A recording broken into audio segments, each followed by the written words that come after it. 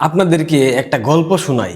মানিকগঞ্জের একটা উপজেলায় একটা ইউনিয়নে, আমি সেটার নাম বলবো না, সেই ইউনিয়নে একটা চেয়ারম্যান ছিল, বাটপার ভণ্ড 2 নাম্বার একটা চেয়ারম্যান। জনগণের টাকা একদম লুটে পুটে খাইতো, কিন্তু প্রভাবশালী পরিবার হওয়ার কারণে তাকে কেউ কিছু করতে পারতো না, বলতে পারতো না। সেই চেয়ারম্যানের একটা নাতনি ছিল যার নাম জরিনা। জরিনার যে স্বামী এ ছিল আরো বড় মাপের ধান্দাবাজ বাটপার। জরিনার দাদার যেই প্রভাব প্রতিপত্তি সেটাকে ব্যবহার করে জরিনার স্বামী এমন কোনো অপকর্ম নাই যেটা করে নাই। একটা সময় জরিনার দাদা বিপদে পড়ার পর তার পদপদবি চলে গেল।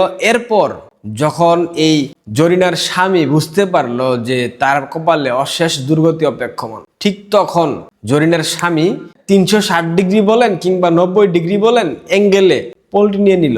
এটা হচ্ছে জরিনার স্বামীর ক্যারেক্টার। কারণ জরিনার স্বামী যা অপকর্ম করেছে এখান থেকে তো গ্রামবাসী তাকে ছেড়ে দেবে না। এরপর যখন জরিনার দাদা চেয়ারম্যানশিপ চলে যায়, এরপর জরিনার স্বামীকে এলাকাবাসী একদম সহজ বাংলা ভাষায় বলতে গেলে গারানি গারানি মানে বুঝছেন, মানে কেলাইছে, বুঝছেন তো, পিটাইছে। এই গল্পটা হঠাৎ কেন বললাম? গতকালকে বাংলাদেশের রাজনীতির যে সখিনার জামাই আসিফ নজরুল, ভণ্ড নজরুল, ইলিশ নজরুল, ভারতীয় নজরুল একটা সাক্ষাৎকার দিয়েছে। এই সাক্ষাৎকার দেখার পর আমার মনে হয়েছে সেই পুরনো গল্পটা, যে গল্পে আমি জরিনার নানা, দাদা, স্বামী এদের সম্পর্কে জেনেছিলাম। গতকালকে সখিনার জামাই যে ইন্টারভিউ দিয়েছে সেটা আমরা একটু দেখি। আমাদের সরকারের সময় কিছু কিছু বিষয় নিয়ে স্যার কিছু কিছু উপদেষ্টার সাথে মিটিং করতেন, অন্য কিছু বিষয় নিয়ে কিছু কিছু উপদেষ্টার সাথে মিটিং করতেন। কিছু কিছু বিষয় নিয়ে কিছু কিছু উপদেষ্টার সাথে মিটিং করতেন। এইটা একেবারে ডাহা মিথ্যা কথা। আসিফ নজরুল ছাড়া কোনো মিটিং হতো না। আসিফ নজরুল প্রত্যেকটা মিটিং এর সামনের সারিতে থাকতো। প্রত্যেকটা মিটিং এ আসিফ নজরুলের একটা সক্রিয় ভূমিকা থাকতো। এটা আমরা তৎকালীন সময়ে যখন সরকার ক্ষমতায় ছিল আমরা দেখেছি। এটা এখন আসিফ নজরুল পোল্টি মারতে গেলে অস্বীকার করলে তো হবে না, এটা তো আমরা বিশ্বাস করি না। বাংলাদেশের মানুষকে তো এত মূর্খ ভাবা ঠিক না জনাব সখিনার জামাই। যেমন ধরেন, যুক্তরাষ্ট্রের সাথে যে সমস্ত চুক্তি হয়েছে ওই চুক্তিতে কোনোদিন কখনো আমাকে ডাকা হয় নাই, বিকজ এটা আমার এরিয়া অফ কনসার্ন না। যুক্তরাষ্ট্রের সাথে বাণিজ্য চুক্তি, ফরিদা পারভিন মৎস্য উপদেষ্টা, সে যদি জেনে থাকে, সে যদি উপস্থিত থাকে, সে যদি বলে যে সরকারের অংশ হবার পরেও যুক্তরাষ্ট্রের সাথে দেশ বিরোধী স্বার্থ বিরোধী বাণিজ্য চুক্তি আমরা ঠেকাতে পারিনি, সেই ক্ষেত্রে আইন উপদেষ্টা, যুব ক্রীড়া উপদেষ্টা আসিফ নজরুল তোমাকে জানায়নি?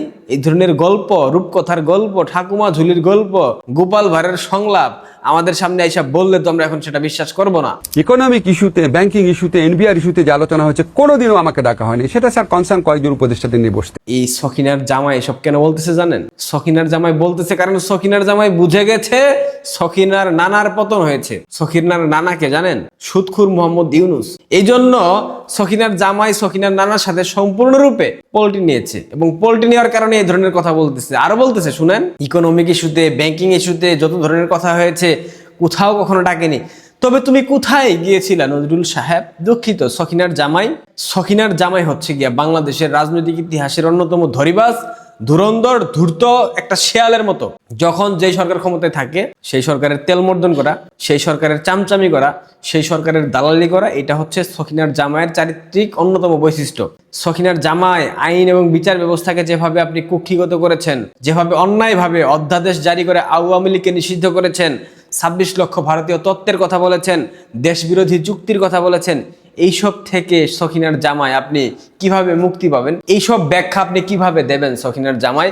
বাংলাদেশের মানুষ আপনাকে প্রশ্ন করছে, আপনি প্রশ্নের উত্তর দেন। আপনি যে মিথ্যাচারগুলো রটিয়েছেন, আপনি যে মিথ্যা কথাগুলো বলেছেন, আওয়ামী লীগের বিরুদ্ধে যে প্রপাগান্ডাগুলো ছড়িয়ে দিয়েছেন, এইসবের প্রমাণ তো এখন বাংলাদেশের মানুষের হাতে হাতে চলে গেছে। এইসব থেকে আপনি কিভাবে মুক্তি পাবেন? এইসব ব্যাখ্যা আপনি কিভাবে দেবেন সখিনার জামাই?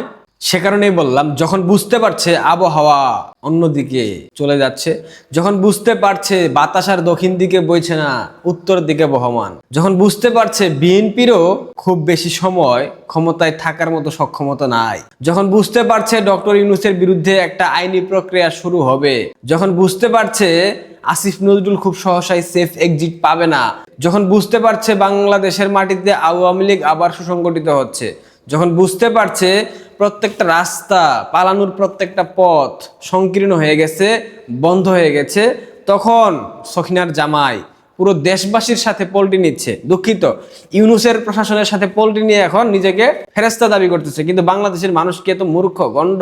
সখিনার জামাই, বাংলাদেশের মানুষ প্রত্যেকটা হিসাব সময় মতো নেবে। আপনি যে মিথ্যাচার করেছেন এগুলার জবাব তো আপনাকেই দিতে হবে। জনাব সখিনার জামাই, কেমন লাগে এখন? ভয় লাগতেছে? ভয় পাবেন না, আমরা তো সাথে আছি আপনার। স্যার, আমরা আপনার সাথে আছি, ডোন্ট ওয়ারি।